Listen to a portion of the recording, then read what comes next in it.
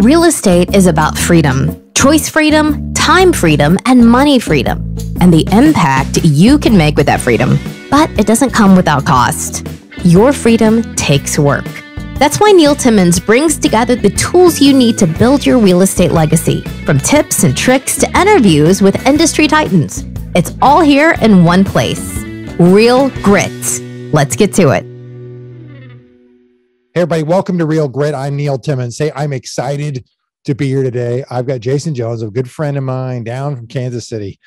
Jason's a father of four, and he's got two dogs, a cat, and a terrific girlfriend of 4 years. He's been in real estate since 2011. So, he's past a decade at this point. He owns a company named HouseMax. It employs 15 people. They operate in Kansas City, in St. Louis, and now in Orlando. And they've got goals to open a few more markets here by the end of the year in the southern states like Texas, Florida, and Tennessee. And they do this by way of by partners and licensed locations. Last year, they closed over 200 transactions in their system. And he's been involved in over 1,200 properties, flipped over 150 as well. And he currently owns several Airbnb properties. He's got an emphasis on vacation destinations. And he owns properties in Belize and Central America. And he's looking to expand on other markets. I'm excited to talk to him. It's going to be a fun conversation. Jason, how you doing, buddy? Good, Neil. How are you? Good, man. It's good to see you. It's been a while since we've seen each other in the flesh. Pre-pandemic, wasn't it? Yeah, probably. Was it Salt Lake City? Salt Lake City or Dallas? Yeah, one of the two. But it's been probably a year, right? No, man. It's been 2 years. At least 2 years. Time just flies. Pandemic has been almost 2 years now. And I know it was probably a few months before the pandemic hit that we were in the meeting of our mastermind meeting. Yeah. Yeah. It seems like time just flies. It does, especially when you're talking about the pandemic's been here for 2 years and we're still fighting it. We're still fighting it. Yeah. You were interesting enough. I recall a post that you put on Facebook, a very, very early pandemic, saying I'll summarize it, but something to the extent like, hey, this isn't going away anytime soon. We were still in a phase where information was rolling out and nobody had any idea really what was going to happen. And there was a whole bunch of people saying, oh, this is like the cold. This is going to be gone in 30 days. This is no big deal. You were like, no, the world has changed. No, yeah, I think the post was raise your hand if you think this is going away in 2 weeks. Mm-hmm. Now slap your hand, slap your face with that hand. Slap your face, yeah. That's exactly right. Yeah, and here we are 2 years later, and I think we have some headways, some tailwinds in our favor, but I don't know if when it'll end or when it'll become the common cold. I think it's the common cold now. I'm not sure. I'm not sure the direction of it, but I feel like in the Midwest, we're done with it, and we just want it to be over. I'm sure the rest of the United States feels the same way. No doubt, and I think I agree with you. It seems like there's largely been some acceptance, as long as there isn't a bunch of weird variants. It's we're hopefully the worst is behind us, right? Yeah. Hopefully, yeah. Well, hey, let's do this. Life's a journey. Just tell me, it was 2011. You got into real estate. How in the world did you even get into it? Well, I was a pharmaceutical rep for 10 years. Previous to that, I was in the mortgage business. So I've always kind of, liked real estate at some level. And I decided to get back into it. A friend of mine actually called him up that we did mortgages together. I'm saying, hey, what do you do now? You still in real estate? And he's like, yeah. I wholesale. I said, what's that? And, he took me under his wing for about 6 months. And from there, I kind of went off my own and did my own thing. Ever since then, I've been rocking. We've been doing, quite a bit of deals, I think, comparatively speaking to a lot of other people that I compete with. I think we separate ourselves from our competition. How about that? Yeah. So you wholesaled from 2000. Did any of the stuff in 2000? Is that what you were doing in 2011? Wholesaling? Yeah. Wow. Okay. All right.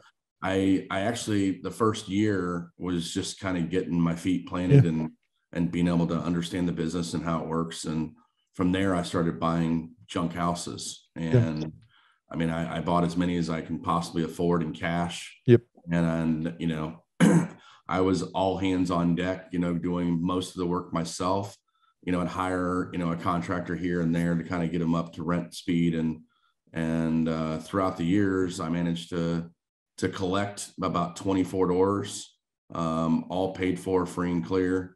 Wow. And yeah, I actually liquidated about 2.5 years ago. I remember this. Yep. I just got to the point to where I was doing too many things that, I was just spread too far thin. Yep. And I was flipping houses. I was, flipping other people's houses for them. And, they were buying and holding them. We were wholesaling. I was dealing with marketing. I was dealing with buyers. I mean, you name it. I was jack of all trades, and I just could not do everything 100% if I was going to do all of it. So yeah, talk to me about that. So a lot of people, it's not always the case, but oftentimes we will find ourselves in a spot where, we get out of a job because, we don't like whatever it is that we were doing. We want the flexibility, the freedom, the time, the money, and all the benefits that come along with it. And what we end up doing is creating a Frankenstein job in which we've got, I don't want to say Frankenstein business, because the business runs itself, and the systems run the business, people run the systems. But you ended up with something similar to what I ended up with a handful of years ago.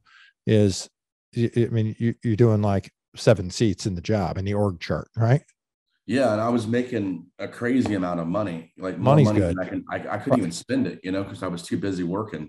There's no time to spend it, right? Yeah. Right. So, I kept reinvesting in my business and myself, and trying to figure out, what I was going to do at the end game. What was my end game? Well, my end game was 50 rentals. Then I could possibly retire off that income, and 15 free and clear, and then you just and then you hit coast mode. Then coast mode, right? Yeah. But in between, I found that, man, I'm really good at finding properties. Right. I'm really good at negotiating. I'm not really good at dealing with end buyers or contractors. Yep. So I found myself really beating myself up day after day, stressing myself out over things I couldn't control. And I found that I was just really wanting to kind of do one thing and do it really good. Right. So I decided to just strictly wholesale. I mean, I knocked down a few houses here and there, maybe some projects, just to either keep some contractors that I like busy, or just to kind of keep in the game and make sure I know what I'm doing. Right. I mean, sometimes you fall in the rut where you're on the outside, and you're never really in the boots on the ground. And I just kind of keep myself fresh and updated, So, a question would be, why didn't you just outsource all that property management to somebody else? I did. Yeah. And what happened? What happened? I ended up spending, I got $180,000 or so in rental income, and spent $177,000. And how did that? It was on free and clear properties. There's no mortgage payment in that number, the 177. Yeah, and it wasn't my management company. It was more of deferred maintenance that really needed to be done. That I was kind of in denial. Yeah. So what I decided to do is I wanted to basically condense my investments into, instead of 24, different tenants, 24 different roofs, 24 different water heaters, HVACs, lease expiration, those kind of things. I wanted to kind of condense it down and see if it would the same amount of money out of, obviously properties that have grown in appreciation, maybe just relinquish my obligation to that big of a package, and do 1 or 2 units or just a few. And what I did was, actually, I bought some property back in 2016 over in Central America in Belize on the beach. And it's a part of San Pedro, Belize, that is now it's exploded. It's taken off like crazy. Back 5 years ago, it was just, kind of on the radar. So I got in really cheap. And when you say property, you mean raw land? raw land Yep. on the beach, like Yep. Gilligan's Islands. Nobody's ever touched it. Nobody's Yeah. built on it. Yeah. And it's all grown up, and kind of one of the junk houses look like when you buy them, right? Sure. Yeah. Yeah. Grass is grown up and trees are everywhere. Yeah. So I decided, I actually got that on owner finance, and I decided because in Central America, it's the rates, and getting a loan for a gringo, from the States, Yeah. Very different. It's not really even possible. I mean, Right. if it is, the rates are 15 to 20%, which is crazy compared Right. to what we get, right? Correct. So I just decided to go ahead and liquidate my properties and dump it into that property, and I ended up doing an all-inclusive private home with a chef, a bartender, Yep.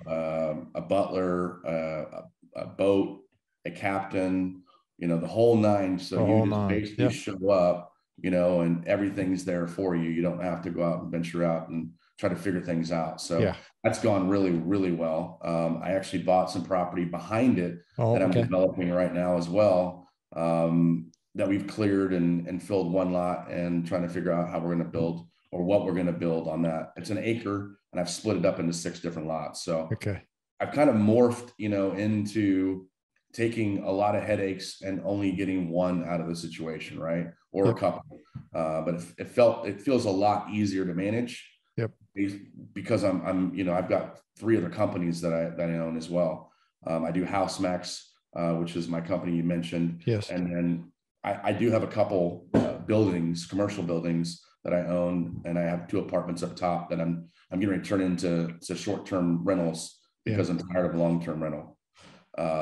Explain that to me. What's your attraction? And it sounds like you've had really tremendous success in making that pivot from a bunch of houses with third-party management to Belize, and there's got to be some interesting uniqueness and complications perhaps in managing property that far away, but we'll get into that in a second. But tell me, what's the draw towards short-term rentals in lieu of long-term tenants in the apartment above commercial?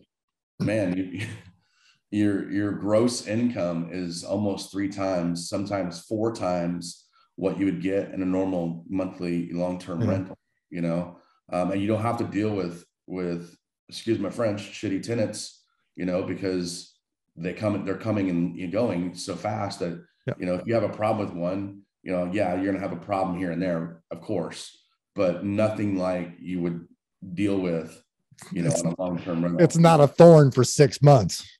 No, right. No, it's not. I mean, you handle the situation, you move on, right? But you also get, like I said, exponentially above and beyond what you would normally get. So the payoff versus, what you deal with is, to me, it's not a big deal. It's a no-brainer.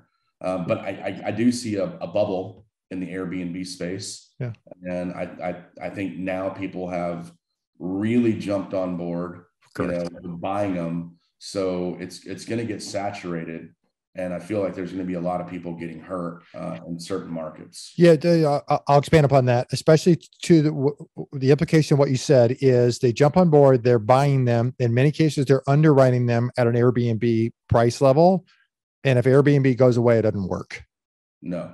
If they underwrote it as a monthly rental, meaning a long-term tenant in place, and they happen to get that Airbnb bump in top line and bottom line revenue, that's a different story because you can survive that.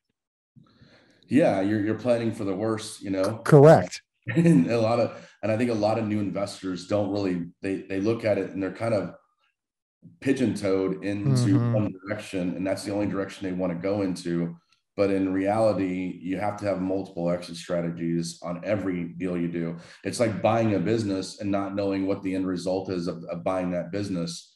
You can get, again, really hurt financially. But I mean, the toll it takes on, your stress level and everything else of not knowing what you're going to do with the particular property, because you're stuck in a situation where it's a losing situation. I mean, what do you do, right? Yep. So, hey, comment on Belize for just 1 minute, and then I'm going to go back to business, or HouseMax, that is. How in the world do you manage a property that you are, I don't know, thousands of miles away from? I spent a lot of time and energy and flights to find a really good crew down there that I trust with everything I own. And you have to. That's the only way you're going to be successful. Either that, or you live there full time, and that's impossible for me. Right.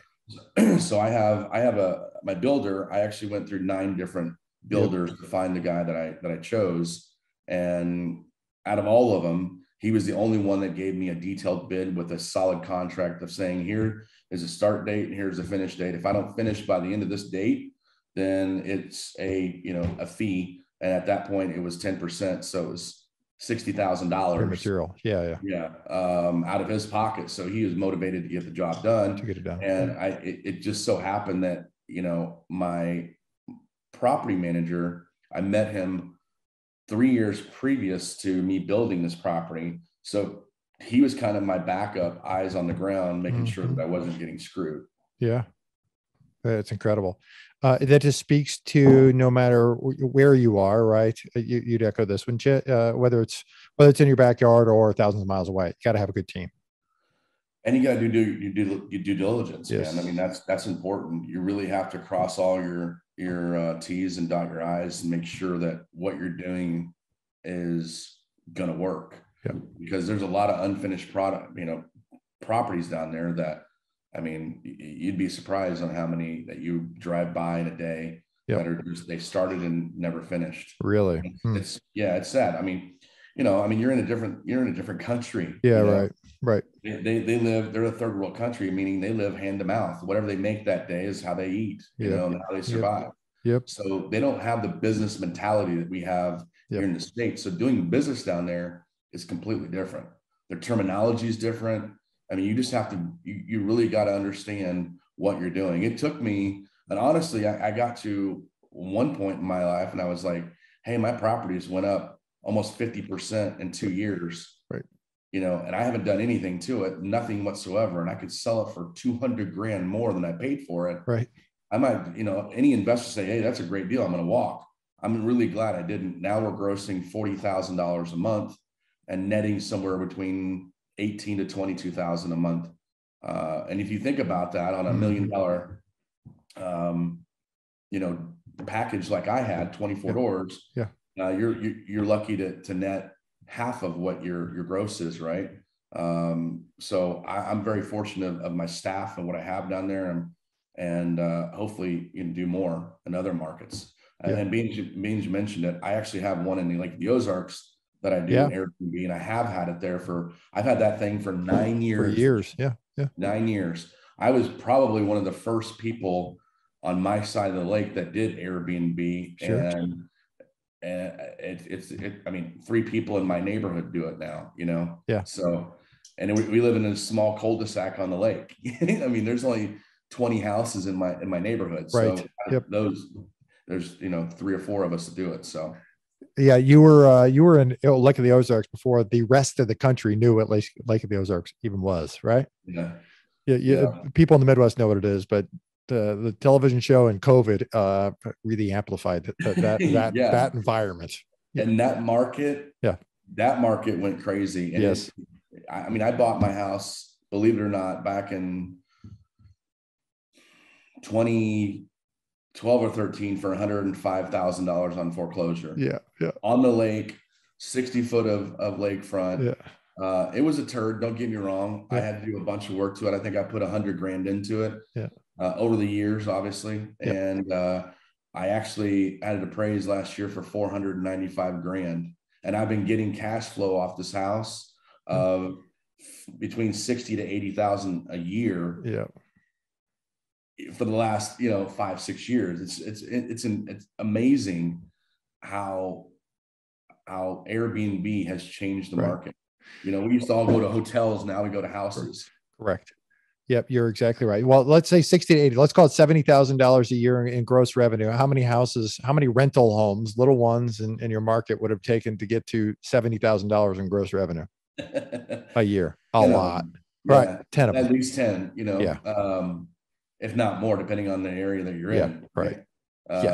Some other markets, across the country, that would be 1 or 2, right? But correct. Not here in the Midwest. No, not in the Midwest. No. Wow. Incredible. All right. So bring me back to to House Max. You know, a lot of people would end up going from the wholesale route, doing a bunch of fix and flipping, trying to stack houses, whatever, as many properties as they could.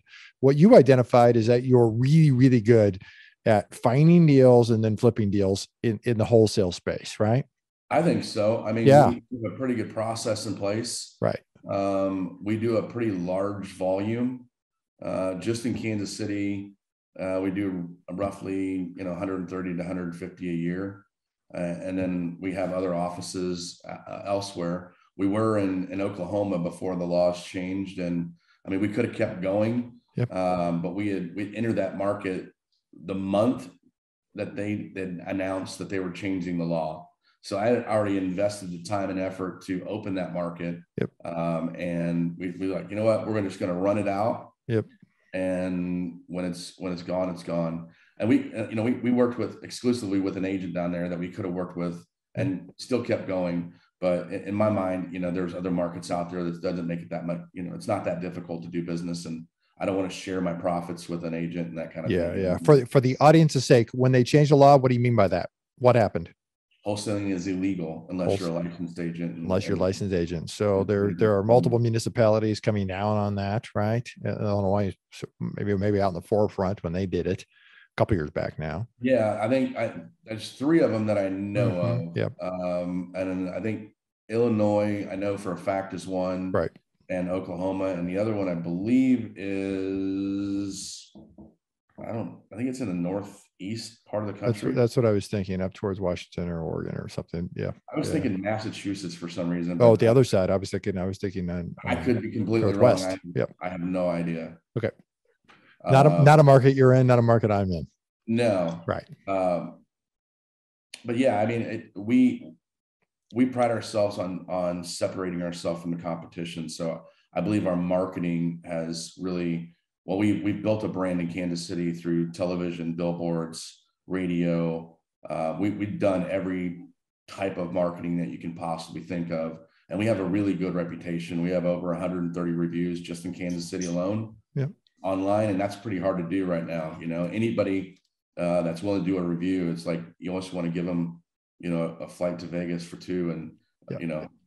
accommodations. It takes a tremendous amount to move the needle and get someone to make a review. I mean, people, if they have a negative experience, I'm not saying with you, but they go to a restaurant, have a negative experience, they're happy to tell everybody, but to have a positive experience, and then tell someone is just so challenging. And certainly in this business, with all the moving pieces that we have, and certainly in the wholesale space, when you got to get bodies in there and get the thing sold to somebody else, it can be challenging. How do you, outside of delivering what I'll call 5-star service on the front end, because that's a requirement to get a review, how do you actually go and how do you facilitate getting a review? How do you get somebody to actually do that? What steps are in place in the back end?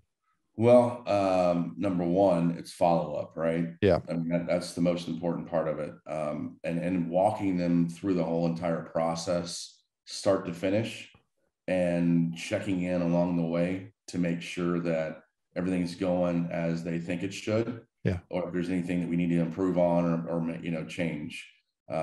We keep doing that throughout the process. And at the end, we prompt them through a review process. So in our systems, we hit the close button. It sends a text message to them saying, "Hey, we want to thank you for the business. I don't know exactly what the phrase is, but if you would recommend, House Max, respond with a yes.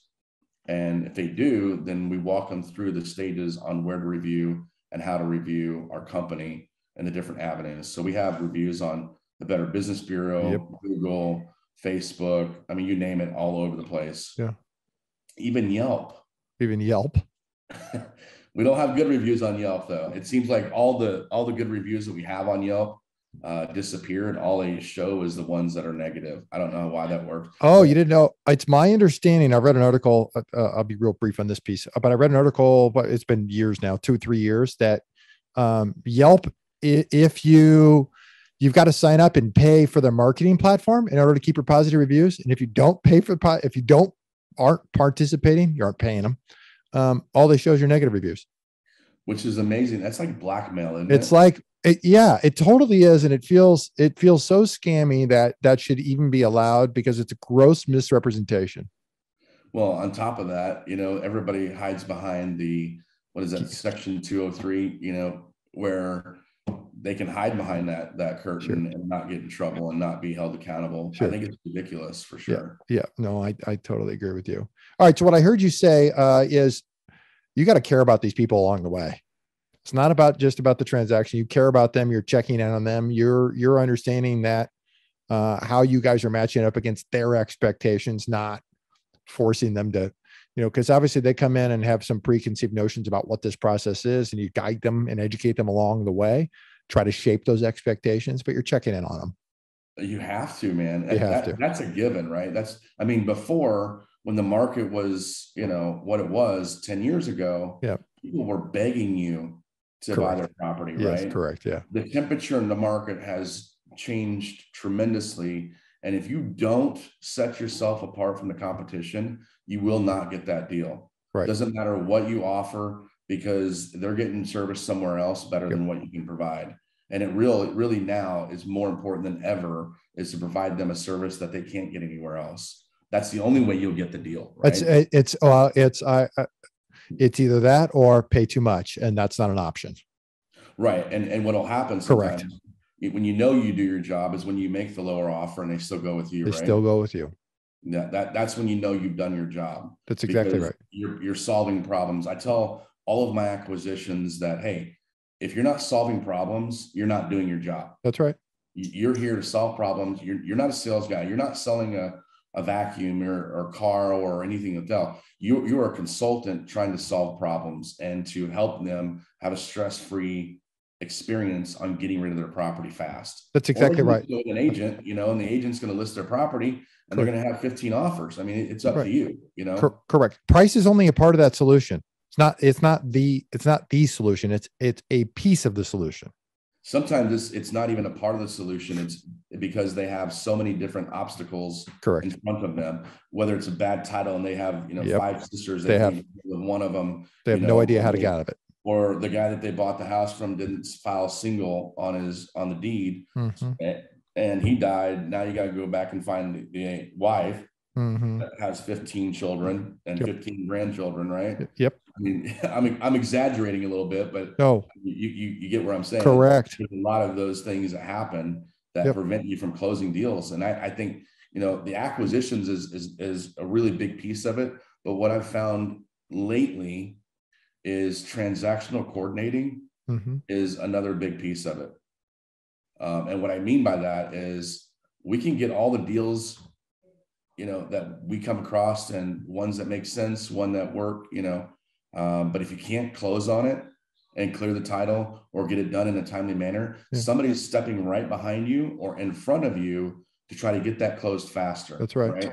So you're always you're kind of up against the wall right now. It's a market like I've never seen, and I'm not sure how long this will last, and who knows, but I hope the temperature changes. I hope it at least gets a little bit more competitive and fair, right? It's a seller's market, right? So they pretty much write the rules. And that's fine. We were in a buyer's market before, but now we're in a seller's market. I hope it becomes a buyer's and a seller's market soon.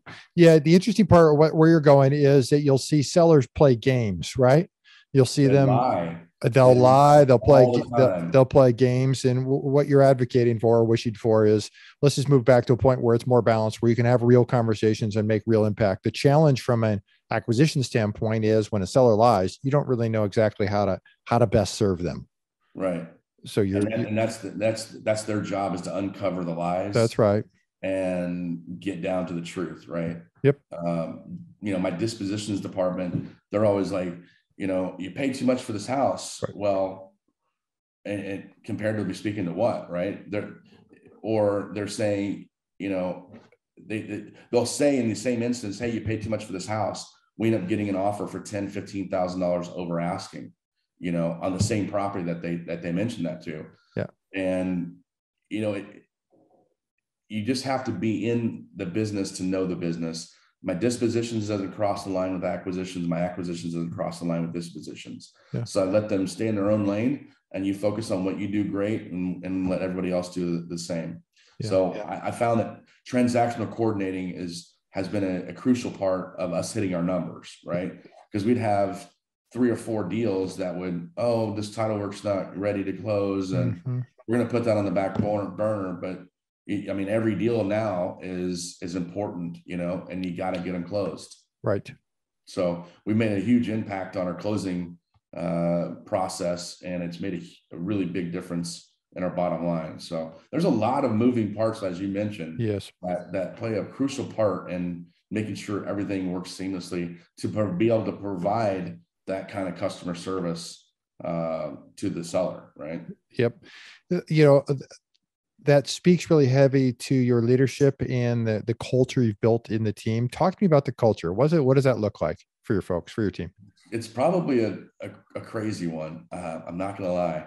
When you walk in the office, there's no door except for the bathroom. Right. It's completely open space. I mean, we have some walls and partitions and some soundproofing because it gets pretty loud. We have about a 1,200 square foot office with 12 people in it, and I'm not there all the time. So it'd be, 13 plus a couple guys in other markets. So, when we're all together, then it's crazy. It's madness. It's fun. We go out at night, we celebrate wins with going out to dinner. Like we did a really fancy Christmas dinner this year for almost hitting our lofty goal. It was a record. We broke all kinds of records this past year. Terrific. Crazy in this market, right? Yep. But I'm a numbers guy, and if the numbers don't lie, right. And if I see that my team is doing well in a certain area of the department, then I will reward them and the entire department because they're a team. Like I have my acquisitions as a team, my dispositions as a team, my customer service as a team. Yep. My operations, IT, HR, and marketing is all one team. And then I forgot to include my transactional coordinator in that. Yep. Transactional coordinating is what that called performance manager. So she's stepping into monitoring the performance of the entire organization. So we're still trying to, I've added a few people and deleted a few people recently. Sure. So we're still trying to find, who can do what the best. Yep. But, everybody has their own niche and what they like to do and what makes them feel good and an honest living. Right. Yes. So you just got to find what people are good at, what they like to do, what drives them and they have a passion for, and let them exploit that. I don't try to put somebody in a certain mold and say, you're going to be in this department because this is what you are. I try to keep everybody together, but when we come together as a team, we celebrate, wins, losses, we have them daily, just like I think everybody, that's every exactly other business does. Yep. All right. So I'm going to ask you 2 questions. Life can be challenging and everything's not all rosy, as you just said. It happens every day, but sometimes it's more monumental than others. So I'm going to ask you about business and then personal. So, over the course of the last decade, what has been the most challenging, piece of the puzzle of the business that you've gone through? Has there been a challenging experience, or is part of it just learning to come up the curve to get to where you're at? I'd say people, finding the right people and creating that culture. Yeah. Probably the biggest challenge. I can go out there and do this whole business by myself in my sleep. Correct. Teaching other people to do it and have the same passion and drive for it takes a lot of work. Yeah. It's challenging because you're managing that many different personalities, that many different, Joe's got a problem with his girlfriend and, there's a divorce happening over here and, people bring their personal issues into the office and you got to kind of curb that to where it doesn't affect the office. Sometimes it does, and it's uncontrollable, right? Life happens for a lot of people. Correct. Things happen when you don't expect it. And, it's the people that make the company, and it's really hard to find the people. Yep. And once you find them, you put all the hard work and sweat and love. You love, man. Yeah. And they don't work out, or they figure, hey, I can do this on my own, Right. And they go off and find out that they can't. They have to go work for another company. Yeah. It just sucks. It deflates. It's deflating to know that you spent 12 months, 8 hours a day, 10 hours a day, Yep. training this person to get where they're at, and then something doesn't work out and they're gone. Yep. So you start the process all over again. What's the old saying? Real estate is easy, people is hard. Yeah. 100%. Before I go to the next, before I go back to personal challenges, I want to ask a different one. Just popped in. What, knowing what you know now, what would you have done differently over the course of your career? Or maybe what would you have done differently when you first started out? I wish I would have scaled way back in the day. I wish I wouldn't have been so stubborn to say I can do this all on my own, and not try to bring people in to help.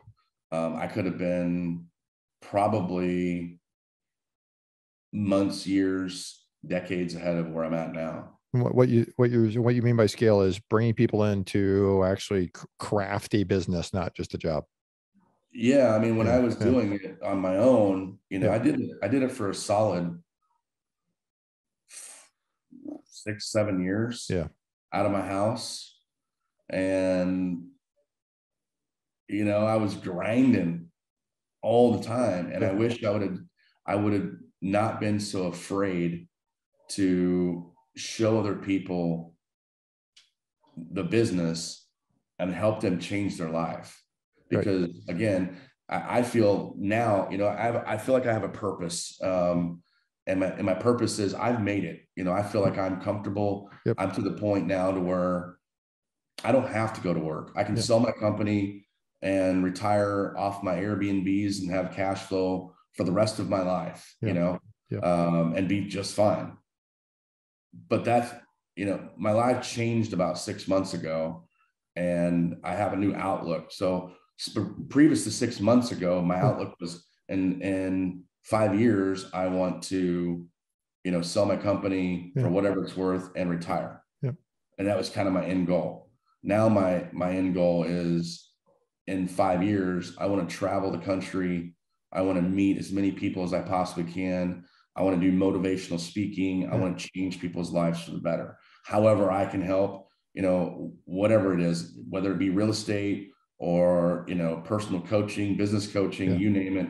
And I feel like I'm already doing that now because of our other locations that we have, that we've licensed to carry our brand, our marketing strategy, our processes, systems, and all that fun stuff. Right. Yep. So I've just gotten to the point now where I'm like, in 5 years, I'm literally going to buy an RV. Yeah. I'm going to travel from city to city. Yeah.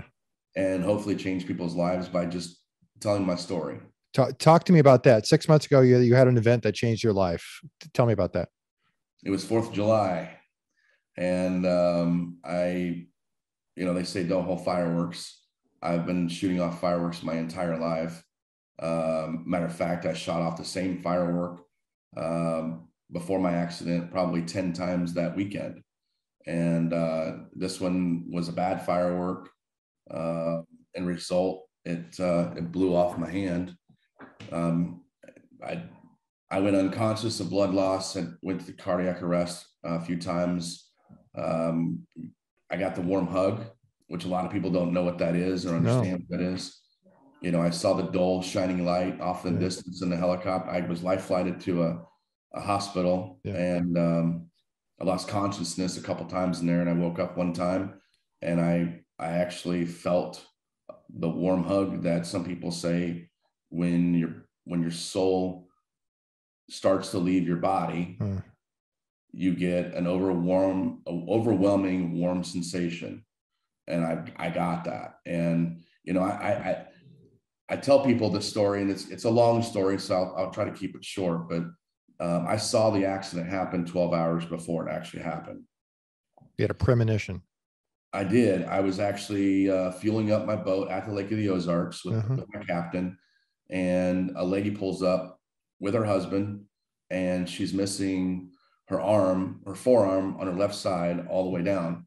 And I sat there for whatever reason and thought about what would life be like if I had lost my arm, and when you see somebody with a disability, subconsciously in your mind, you might think, man, that sucks. I feel sorry for them. Yeah. I wonder how that happened. I wonder what life would be like. But I literally sat there for probably 4 to 5 minutes, thinking about how I'd tie my shoes, button my pants, live life with one hand. And 12 hours later, it happened. It's incredible, man. I'm a spiritual guy, but this really made me think, a whole lot bigger than just spiritual. So it changed my life, and I believe it changed my life for the better. And I believe it happened for a reason, and I'm on a mission to find out why. It's incredible. How is it that you have that outlook?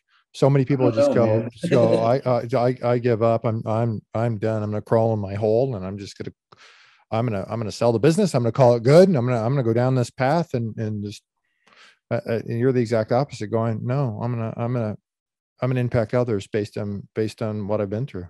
Well, I feel like if anything, what it's done is it's really humbled me, and made me think about really the small things in life, like children's laughter, the sun beating on your face, the breeze in the fresh cut grass. And I think, like I said, it was meant to happen to bring me back down to, and I'm a humble man. I've always been humble, especially from where I came from. Came up, a very poor background. My dad passed away early as a child, so it was just me, my sister, and my mother, and that life was a grind, right? Yeah. I was out mowing lawns at 12 years old, kind of kid. I wasn't out there playing baseball with my friends. I was trying to make sure that I had shoes to go home to school with, right? I mean, we weren't ever left without, but at the same time, I wanted to have spending money for myself. And my mom told me, if you want a new bike, you're going to have to go out and earn it, right? Yep. So that's how I grew up, and I may have lost my way a little bit. I'm not going to lie, if I'm being very transparent with the success that I've had in real estate. And what this has done is really shined a light on the value of every single moment in time. Yeah. Would you agree with me that happens, that I've seen it a number of times where people get to a certain level of success and they get comfortable, they rest, they take things, I'm not saying you, but people can take things for granted.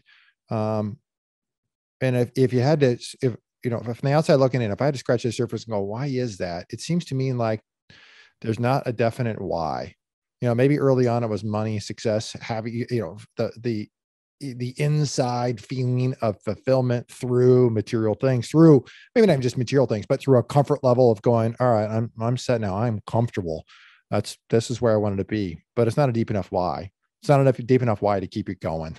No. And even in the mastermind, they always ask you, what's your why? And before, it was my children and family and financial freedom. Yep. And that's completely changed. My children, yes. My financial freedom, yes. But really making an impact on other people's lives is really what's most important to me. And that's what drives me now. And knowing that I when this happened, that I have all these other people that depend on me to keep going. It's not just my children, it's my girlfriend, it's my employees, it's my family, it's my friends. They weren't going to let me give up, even if I wanted to give up, right? Yep. But without the support of people, good people in your life, it sometimes isn't possible, And they said that famous saying, "Show me your 5 friends, I'll show you your future." Yes. It's very true. Yes. I changed. Throughout the course of my life, I have gone through kind of maturing, obviously, but going through different friends for different parts of your life. Right. People always bummed out, like, I don't have a friend, like I don't have any friends from high school. Why do you need them? Right? Do they impact your life in a way that's positive? Yeah. And there was a lot of negativity previous that, it probably would have affected me a lot different if I didn't have the people around me that I have now. Yeah. And Yeah. Go ahead.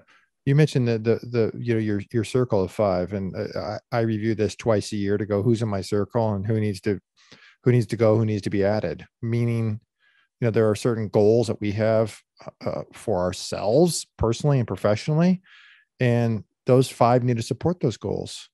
And if you're in somebody else's five, same thing goes. It's not about black and white. It doesn't mean you can't be friends or friendly. It just means if you're the lion's share of your time needs to be spent with those five people because they have the greatest influence in impacting your life.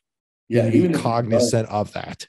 Even if you don't have like the magical five, right? Yeah, right. You always try to find those, even if you've only got one or two positive, really good people that you look up to, or that are doing better than you, or you want to be like, or whatever. You don't need five. What you really need is five really good people that will support you in anything you do, regardless if it's professional, business, personal, or anything else. And what I've done since the pandemic is I've been doing business here for a long time. I've met a lot of different people at a lot of different levels, right? What I've done is I've created my own little mastermind within my market that has really served me well and them, right? What I've done is and these guys didn't know each other, before this meetup, and we meet once a month. And, there's guys in there that have, 2 million square feet of storage space that I never even knew that they had that much, they were that big. I mean, if you think about it, he's charging $15 per square foot. Incredible. At 2 million square feet. So that's a month. I had no idea that he was doing that kind of business. I knew that he was in real estate and that he did a lot. All right. But I didn't know the level of what he was doing it at until we got in this mastermind. I've got another guy that does 2,250 properties that he owns and manages. Another guy that flips, 140, 150 houses, builds another 140, 150 houses. And another guy that buys and sells businesses. And that's all he does, right? Across the nation. So I try to surround myself professionally with those type of people, because they're obviously doing more than I am, and I can learn from them and they can learn from me. Absolutely. It doesn't matter where you're at in life. You can learn something from everyone. Totally. Couldn't agree with you more. Yeah. So it really makes a difference and an impact in your life. Let's move on to the final segment, what I call for impact.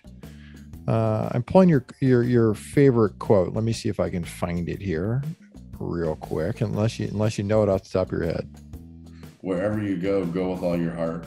Wherever you go with all your heart. Confucius. How does that impacted you? Where's that held true in your life? It's a bad thing and a good thing, right? So I wear my emotions on my sleeve. Like I almost teared up just talking to you about my accident, right? I almost teared up with you about talking about helping other people. Sometimes that's a good thing, sometimes it's a bad thing. For me, it's hard to say. I mean, what can I say? There's so many things to talk about when it comes to that. Wearing your emotions on your sleeve could, as a leader, is sometimes not good, because you get wrapped up in, what you think is the bottom line, and their bottom line is different. Right. So that's a challenge for me. That's a tough question, to be honest.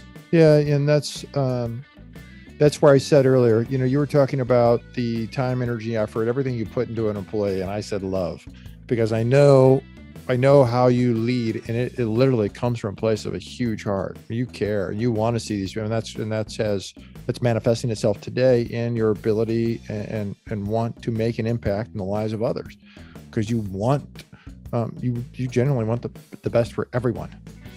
I do. And it's crazy that it's morphed into a much bigger thing than myself, 10 years ago, I'd have never dreamt that I would be in the position that I'm at right now. Right. I'm just very grateful and very humble. And I'm hoping that I can continue for a long time with that mentality. Every once in a while you meet somebody that I don't know what it is, man, that they do something so bad to you that it like these forces are trying to change, who you are. Yeah. And staying true to who you are as a person is sometimes very difficult, right? Yes. Because you get calloused at the renter that doesn't pay your rent on time. Yep. Or you get calloused at the guy that has excuses every time you can't close a deal. Right. Yep. So those times are difficult, right? And you're going to run into those. Correct. Whether you're at a small level or a large level. Doesn't matter. Yep. Doesn't matter. Mm-hmm. Yeah. Yep. No, you're exactly right. What do you think holds most investors back from, hitting that next level, whatever the next level is for them? Ego. The ego meaning there's a lot of ego in the way. Like, I can do this on my own, or I don't need somebody to show me this. Like, before I got into a mastermind group, I was very skittish on going in there and exposing myself, what I do for a living, how I do my business, what kind of marketing strategies I have, how my processes work, what I'm using, who my vendors are, all of that. Yeah. Come to find out, I learned more than I gave at the first meeting. Yeah. And then when I came back, I was a changed man. I was like, wait a minute. I feel like I need to give a whole lot more, because I got so much in my second meeting that I was just employed just to give back even more. Right. Yeah. And I wish I would have done that such a long time ago. Well, you wish you would have been in that environment to get around peers who would share, and then such a long time ago. And then also, the more you give, the more you get. That's exactly right. Yeah. And it's amazing how that works. Isn't that true in life too? Not just business? Oh yeah. I mean, everything in life. I have, like, when we go out for, say, a lunch or, a brunch or a dinner or a cocktail or whatever, I'm always the one trying to buy, right? Yeah. And then it's weird for them to buy mine. And I just now got used to that, because I've surrounded myself with people that actually want to buy, right? Correct. That want to give back. And it's not a big deal. Lunch, brunch, dinner, drinks, whatever. Right. But it's the act of. It's the act of. That makes the difference, right? Yep. And everybody's got that friend that you take out and you always buy, right? Yeah, right. Yeah. So it's just one of those things where, I wish I would have not been so guarded when I got in this business and thought I had the real secret, and I was the only, there's only a few people doing this, and I don't want to tell anybody, kind of thing. And like I said, I wish it just would have morphed a lot sooner than it did. Yeah. Outside of real estate, what are you most passionate about? Life. Yeah. I mean, there's too many things to put into that. I've got a big list of buckets, bucket list items that I'm trying to accomplish. With that wake up call that I had 6 months ago, I've kind of put that on the forefront for this next year, of trying to cross off, a couple of the important things that I want to do. But I'm really passionate about life and my family. I mean, outside of that, I don't think there's anything else really. Yeah. Obviously my business, right? Yep. But it comes down to what serves me the most is helping others and serving them. Yeah. So. Well, that leads into my next question. What's your favorite way to make an impact in the community? When I say community, maybe real estate community. Well, it doesn't have to be real estate. I mean, I just spent, I don't even care about what I spent, but we did a commercial on TV. Yep. And we got a Project Warmth on TV, like a promotion where drop off, coats, hats, gloves, socks to our office, and we'll donate $20 to the food pantry. We ended up getting 100 plus coats. Wow. A bunch of hats and gloves and everything else. And we donated like $5,000 to $2,500 to the battered women's shelter, $1,500 to the food kitchen, and $1,000 to the Fox 4 Love Fund for children. So we got to be able to, and we're actually, as soon as we end this, that's where we're going, and we're going to drop that stuff off and do those donations. It's incredible.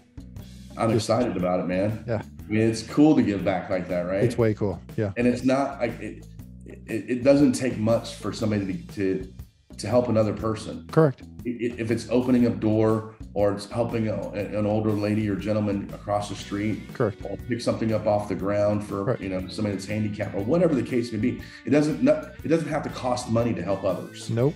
It could be knowledge, or a hug, or it could be just a conversation between two human beings that are meant to have the conversation in that moment in time. Exactly right. Yep.